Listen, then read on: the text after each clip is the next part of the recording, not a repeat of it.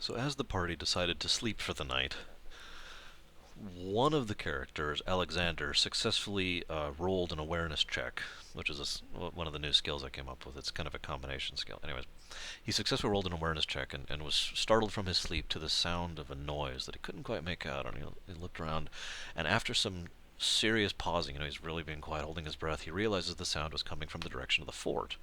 Now, he was concerned that they were mobilizing, that they might be moving, and so for obvious reasons, he then woke up the rest of the group. They decided to, or rather, Fear and Seal, who was the sergeant in charge of that squad, decided, okay, the rest of the squad can go ahead and sleep, and she appointed a man, whose name unfortunately I don't remember, one of her squad mates, to keep watch, to stay up and keep watch for the rest of the night. And he was like, yes, ma'am. And so the four party members went ahead and went south towards the fort.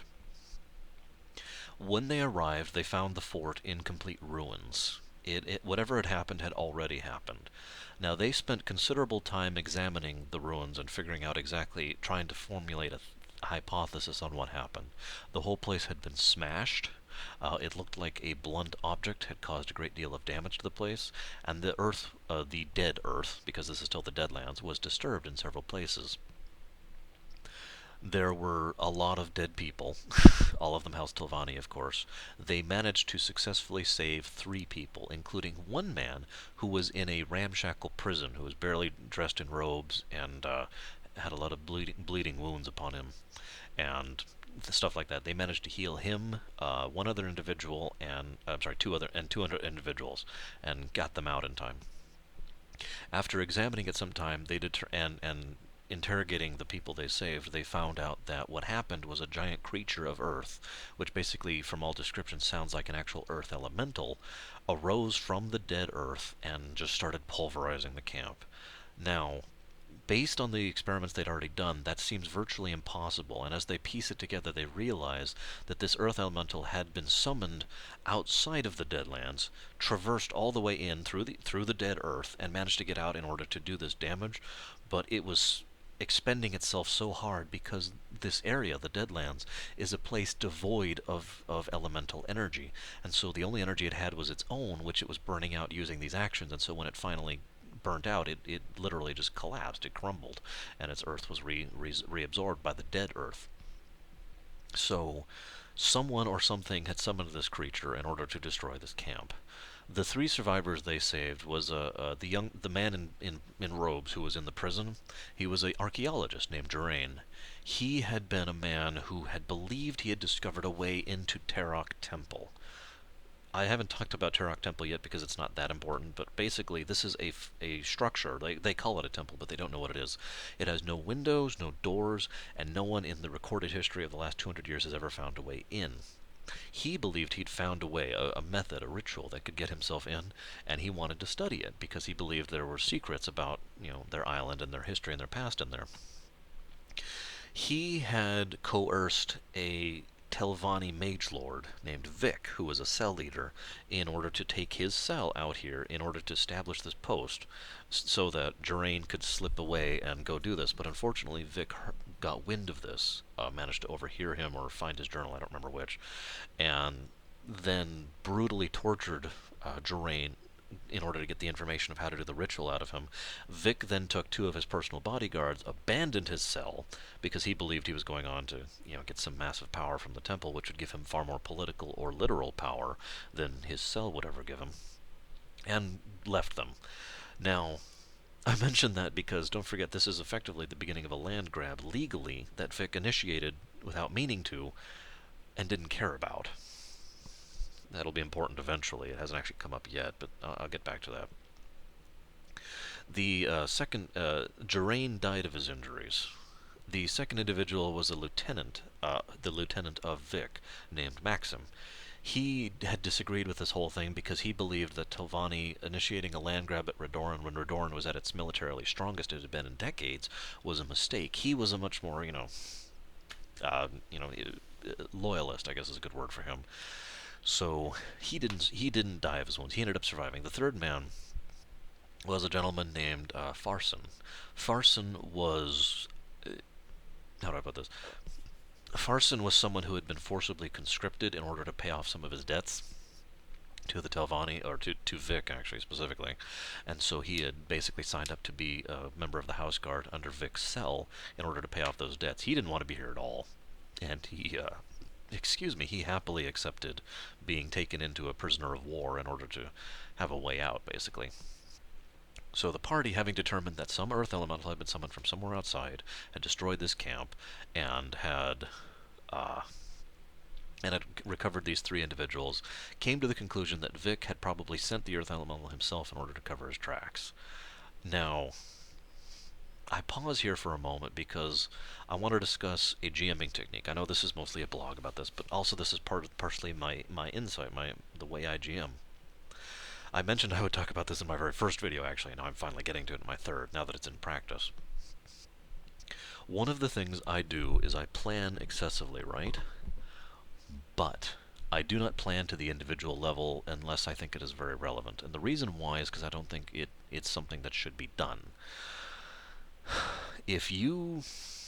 Let me use a really bad analogy, okay? If someone is GMing for me and they say, Sarah approaches you, I say I give her a hug. Actually, I guess this is going in the wrong direction. I'm sorry. I'm GMing, and someone else says, okay, Sarah approaches, what do you do? I say I give her a hug. The reason behind this is because even as the GM, if I didn't plan for that specific circumstance of that individual approaching in that way at that time, what I do know is my feelings on that individual, the relationship going on, the setting, the personality. My point here I'm trying to get to, very laboringly, is that I improvise, basically, but in so doing, and I improvise constantly, but it's not completely making stuff up or drawing stuff out of thin air or whatever, because I already know the setting. I know that if you were to insert blah into blah, I know how blah would react because I know my setting. I know what these people are. I know this, blah, blah. I can react to just about anything. Again, this is going back to that sentience thing I was talking about earlier. So, I didn't expect the party, for example, to the original intent, the original plan, was for them to arrive when the elemental was attacking, because there were several reasons. As a DM, I wanted to have a way for the characters to learn to trust each other more. I figured that if Alexander had taken up arms to defend Flux, because Flux had issues with Alexander, that the two would at least have some kind of respect for each other, if not actual bond or anything like that. At the very least, they could have a degree of trust there, right? Similarly, I wanted to test, me, the GM, wanted to test the combat system because I actually hadn't yet. If you've been paying attention, they haven't had a single fight yet. A lot of my games tend to be more role-playing than fighting. You'll notice that as I keep going. And so there were two reasons for that, and I was really footing for that. And so when they said they're going to camp for the night, my basic response was, now, it is also worth noting that okay, the point is that that plan was basically flung out the window, right? But I know how to improvise because I know what's going on. That elemental was still going to attack that camp, whether they were going or not. So I said, okay, as you go down to bed, make an awareness check to see if you can hear the attack on the camp, right? Now, fortunately, Alexander succeeded, because otherwise I was going to have to go in a completely different direction of it, and they were going to get there, and they weren't going to find any survivors, which would have meant they would have gotten less information, blah, blah, blah. As it is, they managed to get there just in time to save 3 people out of like 112, I believe I decided was eventually there. A lot of people died, and get a lot of information about what's going on, and form a reasonable hypothesis about what's going on. But all of that was basically improvised. For example, the guard who was pressed into service by Vic, I know how Telvanni works, and I know how Vic works. So when they rescued 3 people, I had a singular story already ready to go, and I knew they were going to rescue that guy, but I didn't have the other 2, so I had to kind of come up with the other 2 on the fly. But I know Telvanni. I know the political situation. I know the individuals involved. I know what's going on right now at the time. I know the humans, blah, blah, blah, blah, blah. So I was able to say that story pretty much right there because it fit with the setting. You follow where I'm saying with this? So there's a great deal of improvisation in my style and my technique, and I do it constantly. But it's all also a product of planning and being prepared for what's coming next. And that is something I do a lot, even on the individual level. But I'll get to that later. Now that I've derailed for a bit, they save these 2 individuals, because the third dies, and take them as prisoners of war. and head back north to their camp where they find some disturbed earth and no one else. Their horses are gone, the campfire's gone, everything's gone. The very first thing Alexander does, this is brilliant. I didn't see again. I didn't expect him to pick up on this immediately, but the very first thing he does is he pulls out a shovel out of his adventurer's pack and starts digging down. He gets down about 6 inches and he encounters the first body. They surmise very quickly. Well, actually, no, I'm sorry. The next thing he does is he goes ahead and uses his lycanthropy to try and sniff if there's a trail, if there's anybody who survived, and he does find out there is a trail. Someone went that way. So he runs after him, and he's much faster than the gentleman. And what it is the guy who they had left behind to keep watch was running. Now, at first, he was really pissed off at him because he figured he was in derelict of duty. He was running for his life, but that isn't actually the case. What was actually going on was this gentleman, after seeing some really screwed up stuff the last few hours, was really okay. Let's discuss what happened. As he was patrolling this big old patrol around the camp, the earth. This is the campfire, and there's all the people laying out, and here's the horses and whatnot, and here's the campfire. The earth kind of did this and folded over like a. It wasn't actually a hand, but like a giant wave of earth just came out and pulled them all straight under. Very quickly, I might add. This all happened over the course of about a second, just like that.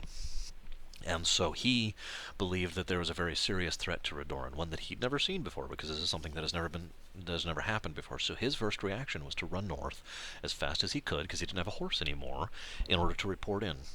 Now, they decided that was probably the right thing to do. He just wanted them to take the prisoners with him, both Maxim and I suddenly can't think of his name. Farron? Anyways, the third guy. And take them north with them. Back to the Redoran, the outpost in the area, which also happens to be the Redoran capital. They decided not to inform them of everything that was going on, but they did tell him they were going to investigate a probable source of threat for the House Redoran, because based on this evidence, they were now convinced beyond any measure of doubt that it was Vic who had done this in order to cover his tracks, in order to get rid of everyone in the vicinity. So they went straight to Terok Temple, where they found Vic. They heard him before they saw him, because he was cursing at the top of his lungs loudly, hurtling spells, and he's a black mage, hurtling spells and beating on the temple and doing all sorts of things trying to get in. Very cross, because he has spent the last day and a half trying to get into this damn temple using the ritual, which didn't work, and then trying to improvise in case he misunderstood it, which didn't work, and then trying anything he could, which didn't work. Now, he is very upset, not just because of his failure on this matter, because he also understands that he has just basically committed political suicide by abandoning his cell like this. So he needs something to come out from this with. The group comes up, and this is another instance where I had to improvise, just to give you another example here. I expected this to be a fight. This kind of had to be a fight. But they were being very convincing and very charismatic and very diplomatic about it. They were very close to convincing Vic that they were with him, on his side, right? The problem is Vic is very selfish and very, what's the word I want to use? Opportunistic. And so when he sees several people who are from House Telvanni, and indeed from his adjacent cell, he he quickly realizes that, of course, I can blame this whole incident on you guys, and I'll be the one who defeated you, and he can restore some of his. He obviously won't get his cell back, but at least he can come back with some prestige. So he then attacks the party. The party curb stomps him. And I do mean curb stomps. One of the custom rules I like to use is if you crit, you have to describe it. And I'll tell you if this is a crit that kills them or not, so you can describe that as well. Well, Alexander crit, and he uses a two-handed axe, so he did an upward swing, which ended up bisecting the guy about halfway up, and kind of smearing him against the temple wall a little bit. Now, they got some decent loot out of that and decided to sleep the night in order to get some rest back, because they wanted to take this temple on full bore, and plus none of them had actually had an actual night's sleep yet. It was still night out. They woke up when the sun rose and then realized they probably should have gotten rid of the bodies because it smelled really bad at that point. And went up to the temple and were very confused as to what to do. And as they were examining it, Fiona Seal put her hand on the wall, and it reacted, and it kind of this little imprint of her hand showed up there, and out of nowhere, like 30 feet to the right there, a door opened up, and they were like, okay, and Fiona Seal was just as surprised as anyone by this because she has no idea what's going on or what is going on. So they go over to the door and poke their head in, and inside is there's like a foyer, okay, and there's a statue there and there's a statue there, and as they're examining the room as best as they can from the door, trying not to enter it unless they don't have to, because their characters are very curious as to what exactly this is, because nobody knows. No one's ever been in this building. Now, I'm going to go and describe the building as a whole right now, because this is consistent throughout this whole first sanctuary. The whole place is, if you've ever seen truly elaborate art done in marble or in stone or anything like that, this is what this whole place is in its entirety. Every wall, every floor, every ceiling, everything is elaborately carved out and patterned and beatific, and it is all pristine. There is no dust on the floor. The air, the air doesn't smell stagnant or anything like that. The whole place is in absolutely pristine, perfect condition. Now, eventually, Fiona Seal decides to go in first, and as she goes in, she feels this warmth, and the two statues form this beam of light between them, which then fades, and they all kind of look at each other like, okay. Now, again, to talk about my jamming style for a little bit, obviously something a little bit worse would have happened if someone else went in first, but they had already kind of figured out about that because she was the one who opened the door. They don't know why yet, but they are at least able to put two and two together. But that is, again, you have to plan for some eventualities. For example, what happens if they don't do things right?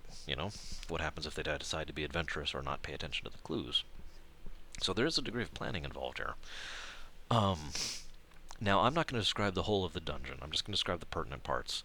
But one of the things I like to do in D&D is what I call Zelda dungeoning, okay? When my players go through a dungeon, whether it's a cave or a temple or a city or a warehouse or whatever, or a fortress, castle, there's lots of possibilities.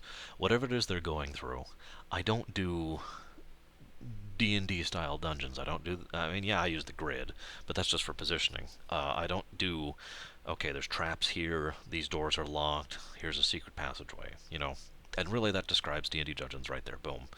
And also there's mobs. In fact, they don't encounter a single mob, or indeed a single living thing as they're going through this place. Now, that's more of a story thing than a dungeon thing, but I'm just pointing it out.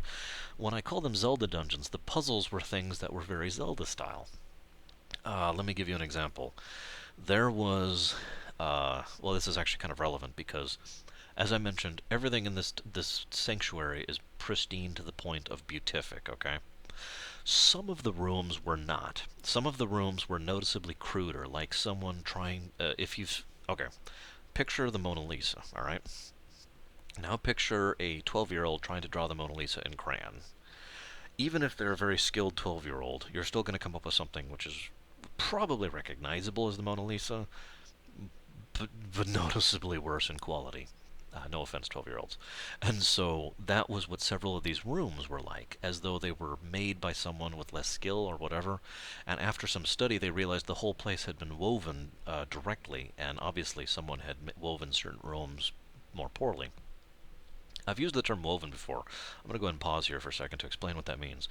In my setting, crafting, obviously there's crafting, but for the purposes of the players, it doesn't exist. Weaving is an actual process by which people directly weave items either magically or through magic. Now, this is actually very complicated, but to simplify it for these purposes, if I want to weave this, okay, and I want this to be,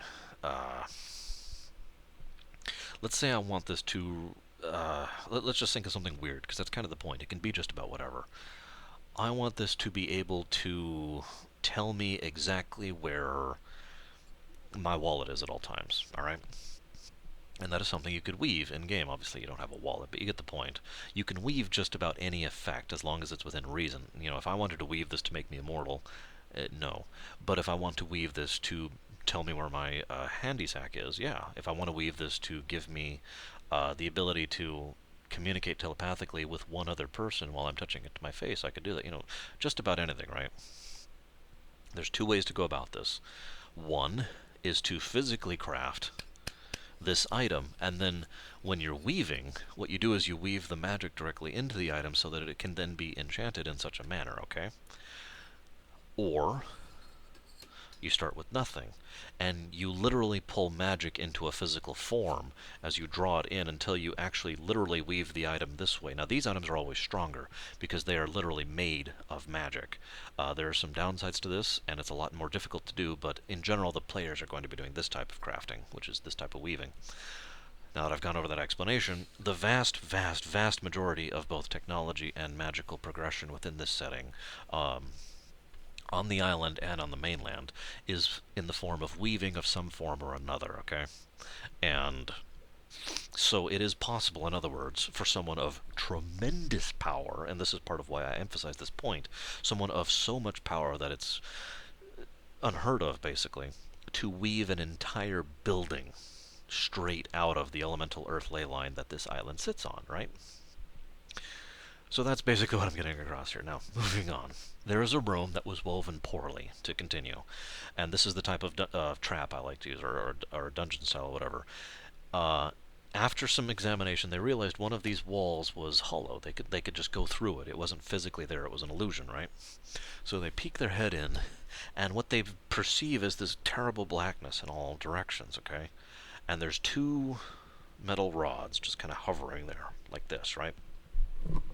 Now, I love the party members I had for this because they were very exploratory. One of the things I also enjoy doing as a GM is rewarding my players for exploring. Now, obviously sometimes that's in the form of actual loot, but the more they tend to examine stuff, within reason, of course, sometimes I will say, there's nothing here, move on.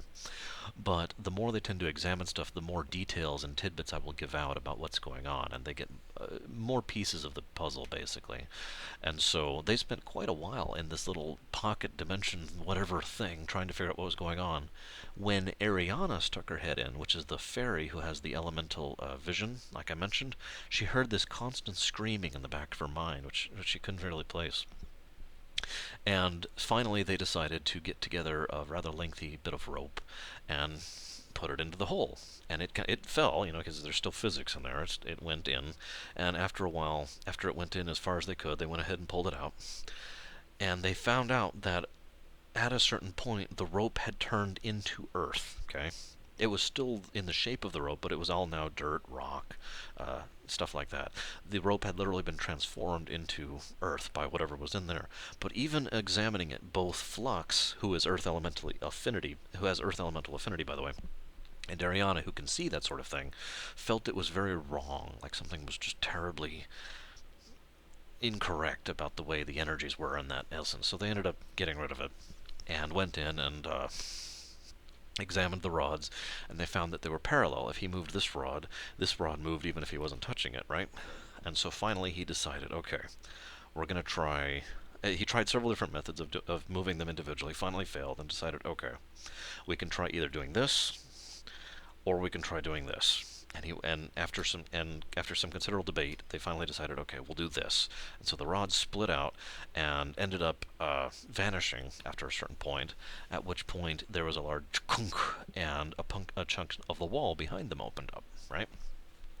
Now, if you look at it from piecemeal, that's a very simple puzzle, and that's kind of a bad example. I give that example because it's a plot point, not a puzzle point. But that's the kind of puzzles I like to use, Zelda style, like I said, As they're going through this first sanctuary, they find several murals in portions of the walls. The first mural depicted several individuals who just looked, perfect, chiseled looks, and their perfect physique, and they're all like, yes, we're amazing, and they're all posed dramatically. And as they looked down the mural, they saw that they were standing on the backs of people who look wretched and horrified. And these people were literally being crunched down by the weight of these people posing like this. The second mural they encountered showed a lot of people, indistinct, who were running away from this basically shapeless black mass with two red rubies that were in position as its eyes. I love the way they'd ended up solving this thing. What they ended up doing was Alexander got out some charcoal from his pack, rubbed off some of it so he had some charcoal powder, and smeared that over the rubies so they could open up the pedestal in the middle of the room. Brilliant. I love that. I didn't even think about that, but I decided to change how it works a little bit in order to match it. So that was awesome. So they successfully got their way through that. But anyways, that was the second mural. The third mural they encounter was a single individual who was standing like this, looking like the beatific person from before, kind of looking down. And there was a symbol for fire, earth, wind, and water. This is actually the wrong positions, but whatever. It would have been earth, water, fire, wind, I believe, from your perspective. Anyways, and there was a circle drawn around each of them, and the wretched people from before were on the four islands. Now, the party drew the conclusion that what had happened is whoever came to this place is originally, probably humans, had, or possibly Fiona Seal's people, whoever they are, had fled something or someone, probably both, because there was both the figures that were shown as oppressive and the monster, which is shown as a amorphous shadow, which could be metaphorical or not, and fled to these islands and made these sanctuaries in order to save them. And based on the information they already got from Ariana and Alexander, who are from the mainland, who insist that this island basically didn't exist until 3 days ago, they surmised that these islands were magically protected, like they were, and as such, this was literally a sanctuary. Now, I'm going to go ahead and tell you this next scene, and then I'm going to pause and let my throat rest for a bit. But they get to a point where they encounter the first boss. Now, one of the things I like to do is, I'll go ahead and be honest about it, I like gimmick bosses, okay? It has been described that I use WoW bosses as a model here, but to be honest, again, I'm kind of using Zelda as the inspiration, I guess is the word. Rather than a big guy who has decent stats and hits you with special abilities, these are interesting gimmicks that present a certain mechanism that the players have to figure out in order to figure out how to defeat them. Now, there's a very careful balance to be struck here because, for example, in the WoW example, if you fail on a raid boss and you wipe, you just res or get back up at the graveyard and go try again. That's not possible here. So I have to make it so these gimmicks are dangerous but not deadly, at least in most cases, unless it's really obvious.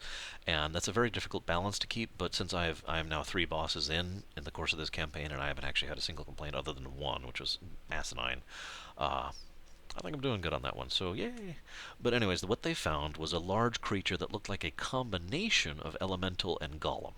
It was beautifully designed, just like the others were, and it was Slytherin, with a humanoid upper half and a snake lower half, with a snake for a head.